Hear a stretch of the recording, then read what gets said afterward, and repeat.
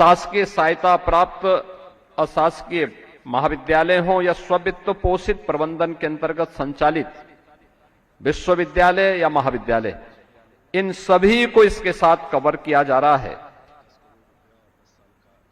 इसके साथ ही शिक्षणोत्तर कर्मचारियों को भी इसके साथ जोड़ा जा रहा है।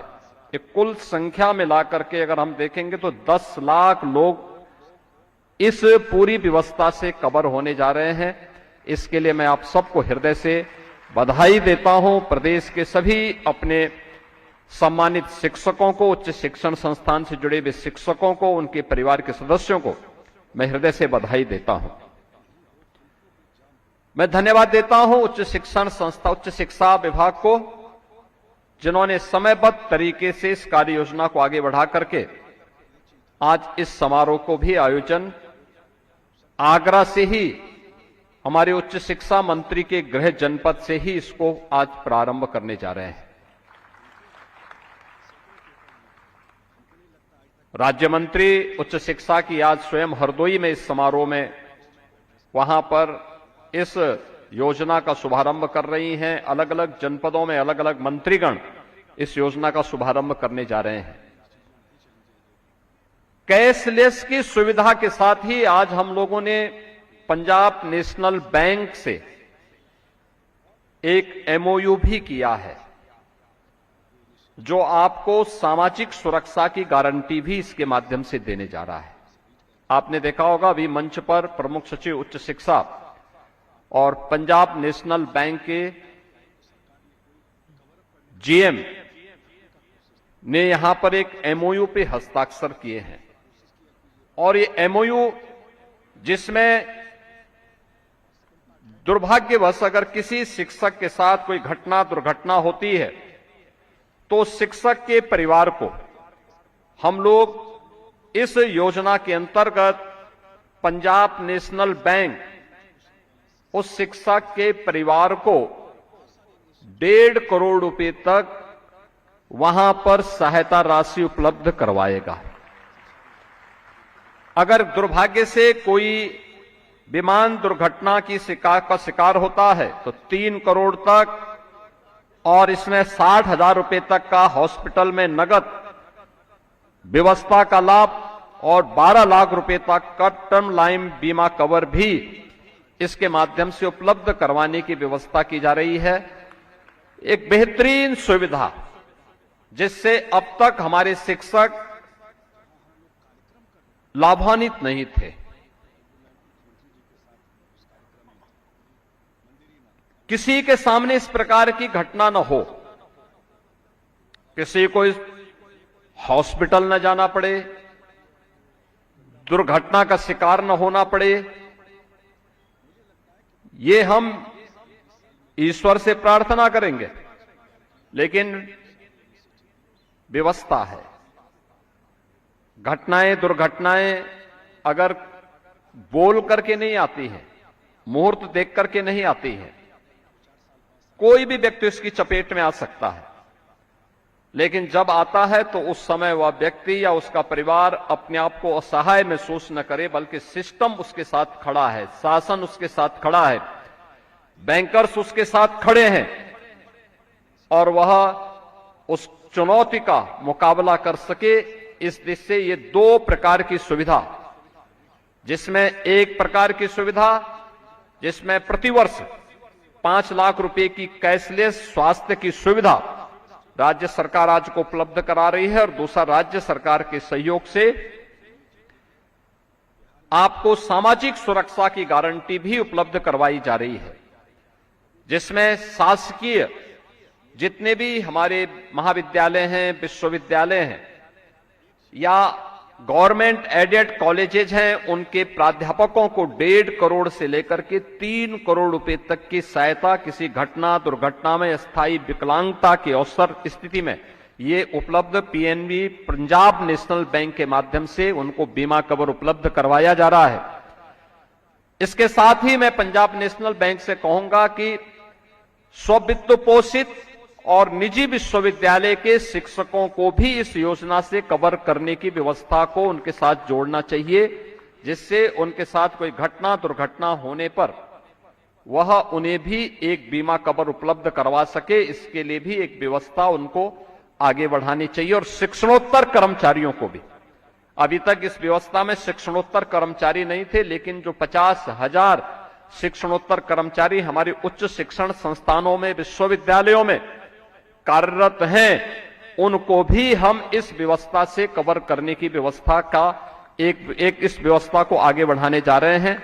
मैं इस अवसर पर सभी सम्मानित शिक्षकों को, शिक्षणोत्तर कर्मचारियों को और शिक्षा की व्यवस्था के साथ प्रत्यक्ष और अप्रत्यक्ष रूप से जुड़े हुए उन सभी लोगों को जिन्हें इन सभी सुविधाओं का लाभ मिलने जा रहा है, उन सबको मैं हृदय से अपनी बधाई देता हूं, अपनी शुभकामनाएं देता हूं। आप सब इस बारे में जानते हैं, एक शिक्षक की भूमिका भारत की परंपरा में आज से नहीं, प्राचीन काल से ही उसका स्थान सर्वोच्च रहा है। वे शासकीय व्यवस्था का पार्ट रहे हों, गुरुकुल का हिस्सा रहे हों, या सामान्य जीवन में भी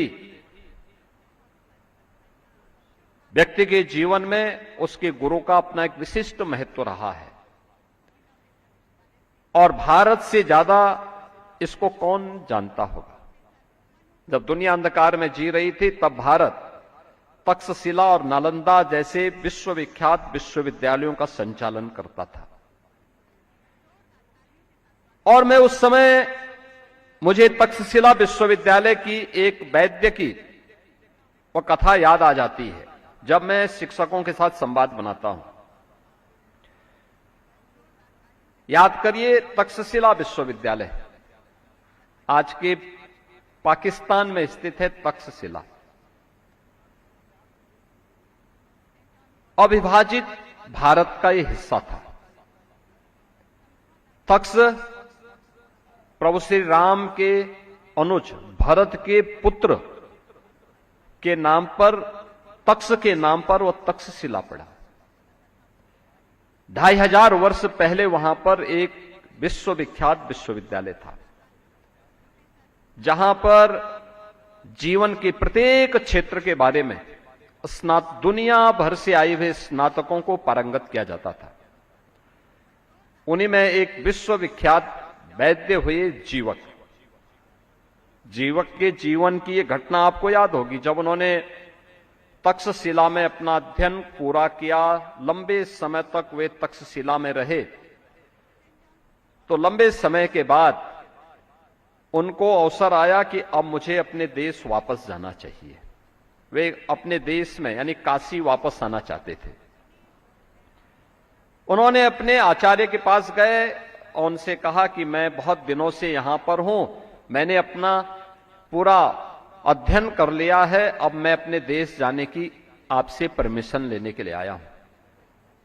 उन्होंने कहा, देखिए आपको अपनी अंतिम परीक्षा से गुजरना होगा। और अंतिम परीक्षा क्या होगी? तो उन्होंने कहा कि एक काम करो, सामने जो वन है इस वन में जाओ और मुझे वह औषधि ला करके दो, जिस औषधि में उस वनस्पति को लेकर के आओ जिसमें कोई औषधीय गुण न हो।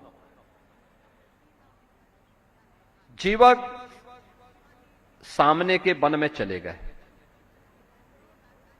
आप याद करिए उस समय के अनुशासन को, जहां गुरु और शिष्य के बीच में किस प्रकार का संबंध है और किस प्रकार का संवाद है। कोई उस समय सर्टिफिकेट नहीं दे रहा है, कोई वहां रिस्टिकेट भी नहीं कर रहा है, कोई भय और दशत और कोई बंधन पत्र भी नहीं, कोई बॉन्ड भी नहीं भरा हुआ है।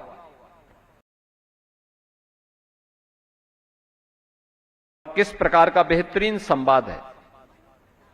जीवक जाता है, वन में ढूंढता है, एक एक औषधि के, एक एक वनस्पति के औषधीय गुणों का अध्ययन उसने पहले किया था, और उन वनस्पतियों को ढूंढता है कि वनस्पति इस प्रकार की औषधीय गुण को रखती है, ये वनस्पति इस प्रकार की औषधीय गुण को रखती है।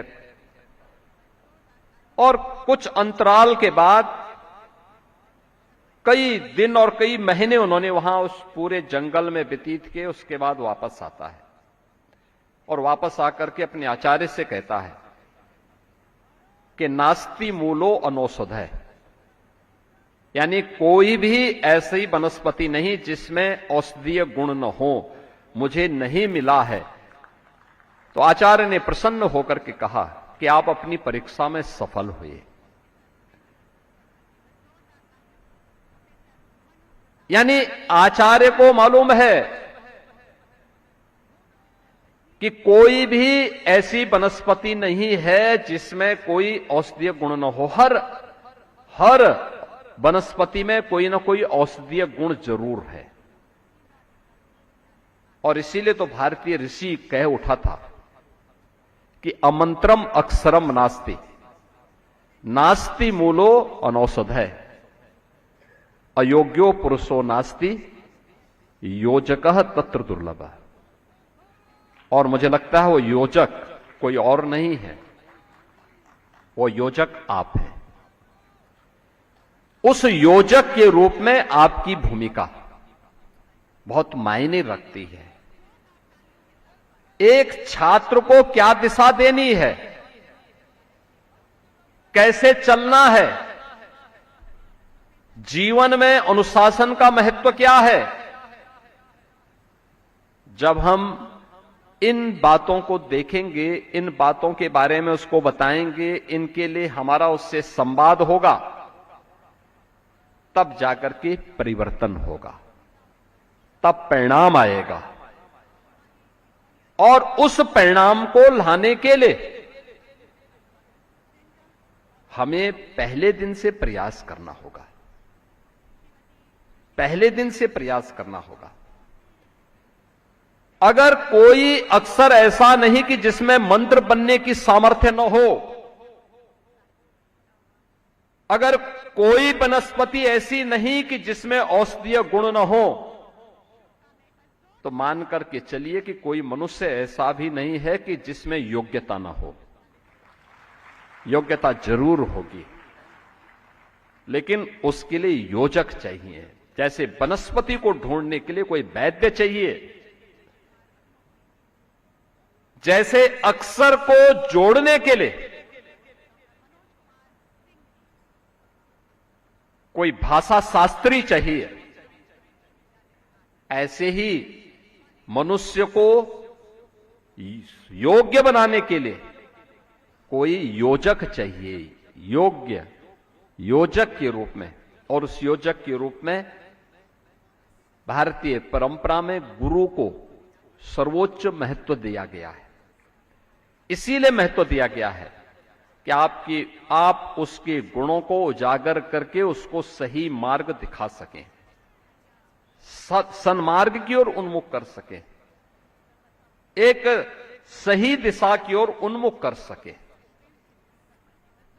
हमारा छात्र किसी भटकाव का शिकार न बने। आज हम देख क्या रहे हैं, आज की स्थिति क्या है? अक्सर हम देखते हैं पठन पाठन का माहौल लगभग नदारत सा। पहले होता क्या था, हम लोग जब पढ़ते थे, हमारे परिवार के सदस्य हम लोगों को इस बात के लिए बाध्य करते थे कि 1-2 न्यूज़पेपर जरूर पढ़ना है। अपनी पाठ्यक्रम की पुस्तकों के साथ साथ कुछ रेफरेंस बुक्स को भी हमें देखना है।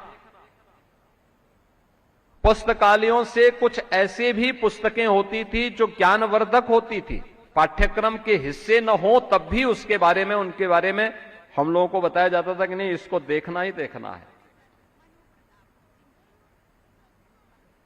और ये जरूरी नहीं कि कहीं एक जगह कोई बात गलती से व्याकरणीय अशुद्धि के कारण अर्थ को अनर्थ कर रहा हो तो हम उसी पे विश्वास कर लें। और इसी के लिए रेफरेंस बुक्स भी होती थी देखने के लिए। आज हो क्या गया? आज पुस्तकालय नदारत है।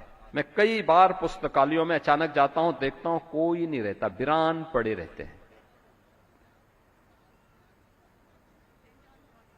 न शिक्षक जाता है और न शिक्षार्थी ही वहां जाता है। पहले हरेक के मन में एक भाव रहता था कि मुझे कुछ नयापन करके दिखाना है,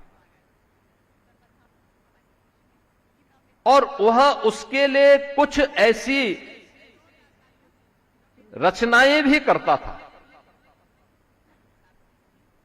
जो अपने आप में कालजयी हो जाती थी, लोगों के लिए प्रेरणा बन जाती थी। और ये हर एक क्षेत्र में हो सकता था, होता था। एक एक कार्य का लोग अध्ययन करके रखते थे। मैं देखता था कि डॉक्यूमेंटेशन एक एक का करते थे, रखते थे।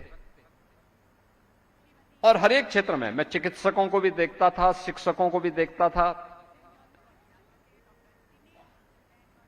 मैं बहुत बार देखता था, बचपन में हम लोग देखते थे जब जनगणना होती थी, जनगणना के दौरान शिक्षक गण गांव-गांव जाते थे, घर घर का पूरा आंकड़ा इकट्ठा करते थे। तो हम लोगों के दिमाग में तब आता था कि शिक्षक आते हैं, हमें उनको बिठाना पड़ता है, उनको चाय पिलानी पड़ती है, फिर वे परिवार के बारे में पूछताछ करने लगते हैं। हम लोगों को बुरा लगता था उस समय कि ये सब क्यों कर रहे हैं। लेकिन शिक्षक उस समय पूरी, यानी उस गांव के बारे में या मोहल्ले के बारे में उनको एक सामाजिक और आर्थिक अध्ययन का भी अवसर मिलता था। आंकड़े तो कलेक्ट हो रहे हैं जनगणना के, लेकिन इसके माध्यम से शिक्षक के सामने एक सिनेरियो आ जाता था, क्या है क्या नहीं है। और बीच के कालखंड में हाई कोर्ट में कोई सज्जन गए, उन्होंने कहा, हाई कोर्ट ने भी कहा, भाई शिक्षकों को इससे मुक्त कर दो। मुक्त हो गए तो वह उस ज्ञान से भी मुक्त हो गए जो उनको स्वतःस्फूर्त भाव के साथ, भाई आप कहीं रह रहे हैं, आप आगरा में डॉक्टर बाबा साहब भीमराव अंबेडकर विश्वविद्यालय में अध्ययन कर रहे हैं और विश्वविद्यालय के इतिहास के बारे में आप नहीं जानते। विश्वविद्यालय के संस्थापक कौन थे, विश्वविद्यालय में कुलपतियों की परंपरा कौन कौन थी, कौन ऐसे प्राध्यापक यहां पर रहे हैं जिन्होंने कुछ विशिष्ट करके दिखाया, एलुमनाई कौन कौन है यहां के, इनके बारे में अगर आप जानकारी नहीं रखते तो इसका मतलब आप विश्वविद्यालय के प्रति अन्याय कर रहे हैं। और वह अन्याय विश्वविद्यालय के प्रति ही नहीं कर रहे हैं, अपने प्रति भी कर रहे हैं, वर्तमान के प्रति भी कर रहे हैं और आने वाली पीढ़ी के प्रति भी कर रहे हैं। हमें जानकारी होनी चाहिए। हम जिस परिवार में रहते हैं उस परिवार की पृष्ठभूमि के बारे में जानकारी होनी चाहिए। जिसके साथ रिश्तेदारी हो रही है उस रिश्तेदारी के परिवारों में भी की जानकारी भी हमारे पास होनी चाहिए। इसलिए नहीं कि आपको खुफिया एजेंसी के रूप में आपको काम करना, नहीं, एक पृष्ठभूमि के रूप में समृद्ध परंपरा के बारे में हर एक जगह कुछ विशिष्टताएं होंगी, उसके बारे में जानकारी रखने में क्या बुरा है। आपके पर्सनल नॉलेज के लिए बहुत आवश्यक होगा, आप उसको रख सकते हैं। हम लोग उसको नजरअंदाज कर लेते हैं। आप जिस दिन अपने क्लास में जाते होंगे, पहली क्लास लेते होंगे सत्र की, पहली क्लास को आप रूटीन के पाठ्यक्रम की बजाय परिचयात्मक रूप से लें और पाठ्यक्रम का एक सामान्य परिचय बच्चे को देकर के रोचक माहौल बनाने का प्रयास करेंगे। आप देखना, आपकी क्लास के प्रति छात्रों के मन में एक जिज्ञासा आएगी, आने का इच्छुक होगा।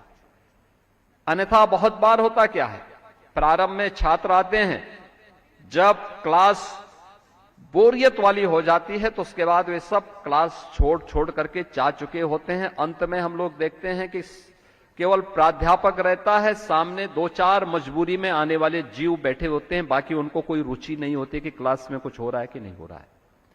कारण है हमने उसको रोचक बनाने का प्रयास नहीं किया। हमने बीच बीच में कुछ ऐसे उद्धरण देने के प्रयास नहीं किए जो किसी छात्र को उसके प्रति आकर्षित कर सके और उसके पाठ्यक्रम को और सुरुचिपूर्ण बना सके। ये कुछ चीजें हैं जो हम उसको और सरल बना सकते हैं। और एक शिक्षक के रूप में आप अपने को एक छात्र के नजरिए में स्वयं में सम्मानित कर सकते हैं। उसके मन में एक श्रद्धा का भाव जगेगा, आपके प्रति आस्था का भाव जगेगा एक शिक्षक के प्रति। और जब भी भारत के अंदर शिक्षकों के प्रति श्रद्धा का भाव जागृत हुआ है, भारत नए प्रतिमान स्थापित किया है। आज है क्या? मीडिया की स्थिति क्या हो गई? पूरे समाज में कई प्रकार के वर्ग हो गए। एक जो प्रिंट मीडिया को देखता, अखबार पढ़ता है, एक उम्र विशेष से ऊपर के लोग, खासतौर पर जो अवकाश प्राप्त करके घर में बैठे हैं, उनके लिए अखबार हो जाता है अपने अनुसार, फिर अखबार को दिन भर पढ़ते हैं बेचारे। एक वर्ग है जिसको घंटा 2 घंटा मिलता है, वो जाता है समय के अनुरूप, उसने न्यूज चैनल देखा, थोड़ा जानकारी ले ली कि हाँ ये चीजें देख रही हैं, सब देख लिया, सरसरी निगाहों से देख लिया। लेकिन एक बड़ा तबका युवा का, यूथ का एक बड़ा तबका ऐसा हो गया, लगभग 60% तबका ऐसा है जो आज के दिन पे अपना स्मार्टफोन देख करके तय करता है कि स्मार्टफोन के माध्यम से या यूट्यूब के माध्यम से वह व्यक्ति देश और दुनिया के बारे में जानकारी ले रहा है। अब आप सोचो, उस स्मार्टफोन पे जो मटेरियल है न्यूज के रूप में, व्यूज के रूप में, जिन लोगों ने ज्यादा कंटेंट डाले होंगे, जिन लोगों ने ज्यादा मटेरियल डाल दिए होंगे, वो छात्र उसी को सच मान लेगा। ये जरूरी नहीं कि वो सच हो, ये जरूरी नहीं कि वो सच हो। हम सत्य के नजदीक किसको पाते थे?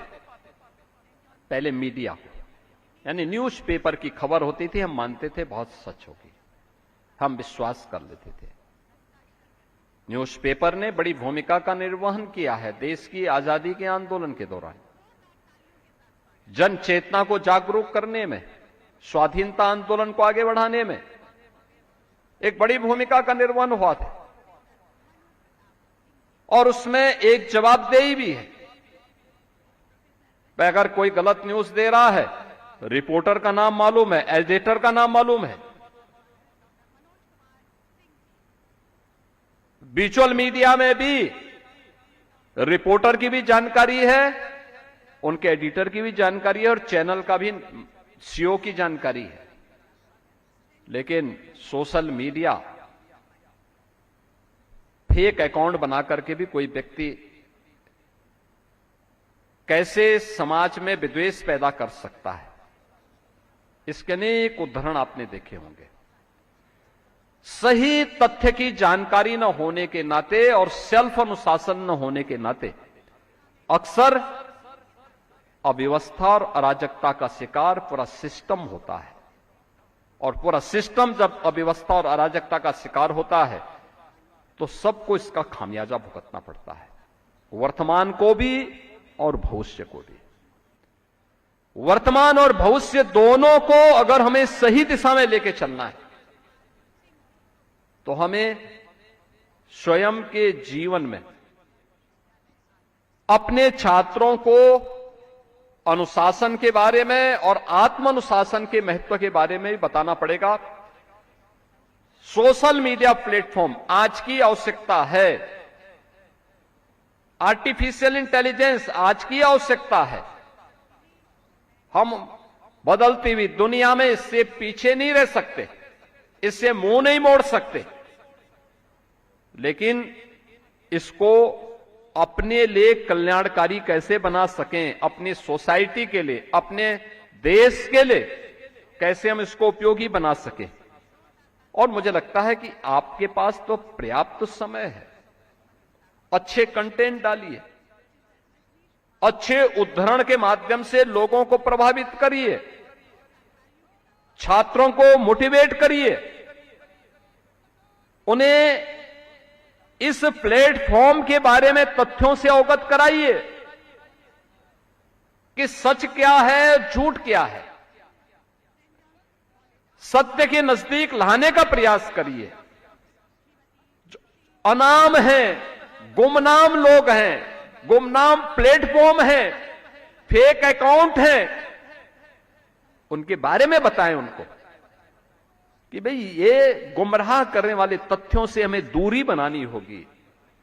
न्यूनतम समय हम उस पे अपना खर्च करें, ज्यादा समय न दें उसमें, और सही तथ्यों की जानकारी उसको लेनी है तो उसके लिए उसको फिर से पढ़ने पढ़ाने की आदत को पुख्ता करना पड़ेगा। लाइब्रेरी में जाने का आदत डालनी पड़ेगी। पाठ्यक्रम के अलावा रेफरेंस बुक्स को भी देखें, कुछ रोचक धर्म ग्रंथों की तरफ भी वह उन्मुख हों, देखें उसको भी।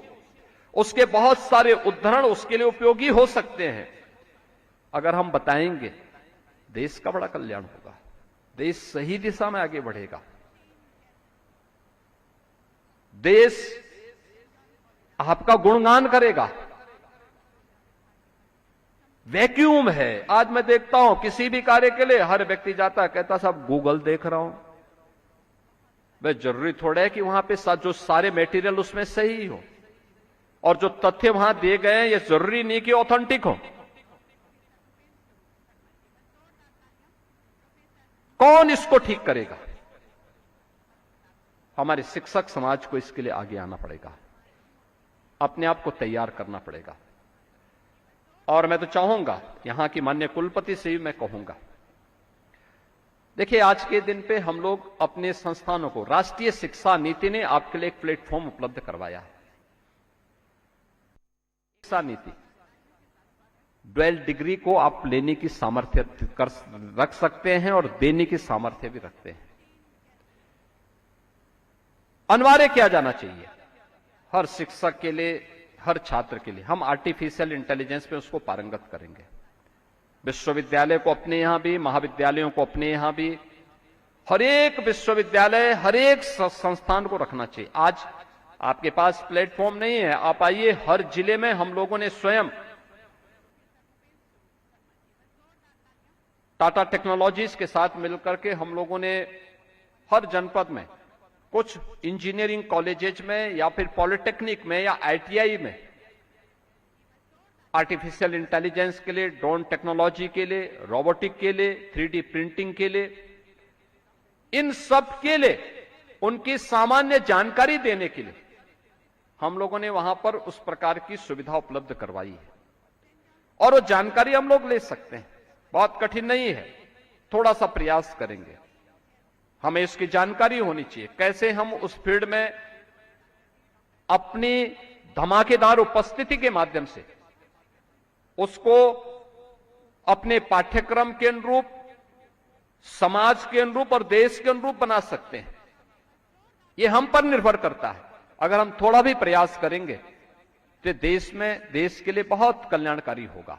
अन्यथा हो क्या रहा है, आप देखते होंगे कि जिन लोगों को भारत की प्रगति अच्छी नहीं लग रही है, जिनको ये सब अच्छा नहीं लगता है, वे किसी न किसी रूप में समाज में विद्वेष की स्थिति पैदा करना चाहते हैं। इन सभी तकनीक की जानकारी उनके पास है। भारत के विरोधी ताकतों के द्वारा दिया गया पैसा भी है और वे इसका दुरुपयोग करके एक अव्यवस्था का वातावरण पैदा करने का प्रयास करेंगे, उन्हें दिग्भ्रमित करने का प्रयास करेंगे। और याद रखना, दिग्भ्रमित समाज हमेशा नकारात्मकताओं से भर करके अंततः अपने ही पैरों पर कुल्हाड़ी मारने के लिए उतावला दिखाई देता है। इस प्रकार की स्थिति न पैदा हो, हम इसके प्रति जरूर सतर्क रहें। हमारे शिक्षण संस्थान, हमारे महाविद्यालय, हमारे विश्वविद्यालय राष्ट्रभक्ति के, राष्ट्र प्रेरणा के, इनोवेशन के, रिसर्च के एक केंद्र के रूप में स्थापित हो। हमारे विश्वविद्यालय के पब्लिकेशंस समाज की सक्सेस स्टोरी के कुछ उद्धरणों से भरे हुए हो दिखाई दे। हमारे यहां पर जो कुछ भी हो वह लोगों के लिए, वर्तमान के लिए और भावी पीढ़ी के लिए एक प्रेरणा हो, एक आदर्श हो।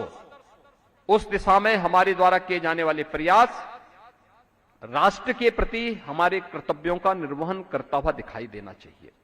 और अगर हम करेंगे तो वर्तमान भी और भावी पीढ़ी भी बड़ी श्रद्धा और बड़े सम्मान के साथ आपको स्मरण भी करेगा, आपके प्रति कृतज्ञता ज्ञापित भी करेगा। हमारे सभी शिक्षकों को इस दिशा में अपने इस प्रयास को और मजबूती के साथ आगे बढ़ाने की आवश्यकता है। स्वाभाविक रूप से याद रखना, जब भी भारत सही दिशा में अपनी यात्रा को आगे बढ़ाया है, तब भी विदेशी हमले प्रत्यक्ष और अप्रत्यक्ष रूप से होने प्रारंभ हुए हैं। याद रखना, भारत पे हमले होने कब से प्रारंभ हुए? जब भारत का स्वर्ण युग था।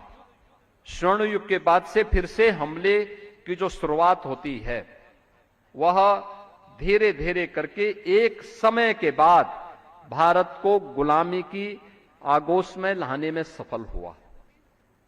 फिर से भारत के खिलाफ ये किसी भी प्रकार की विदेशी षड्यंत्र हो या अंदर से होने वाले षड्यंत्र जो फिर से भारत को विघटन की ओर ले जा रही हो, भारत के अंदर अव्यवस्था पैदा करने का प्रयास कर रही हो, ऐसे किसी भी षड्यंत्र के खिलाफ हमारे शिक्षण संस्थानों को खड़ा होना पड़ेगा। अपने युवा पीढ़ी को जागरूक करना पड़ेगा। छात्र छात्राओं को एक मार्गदर्शक के रूप में सही मार्ग का अनुसरण करते हुए राष्ट्र प्रथम भाव के साथ उसे एक सन्मार्ग की ओर अग्रसर करने के लिए तैयार होना पड़ेगा।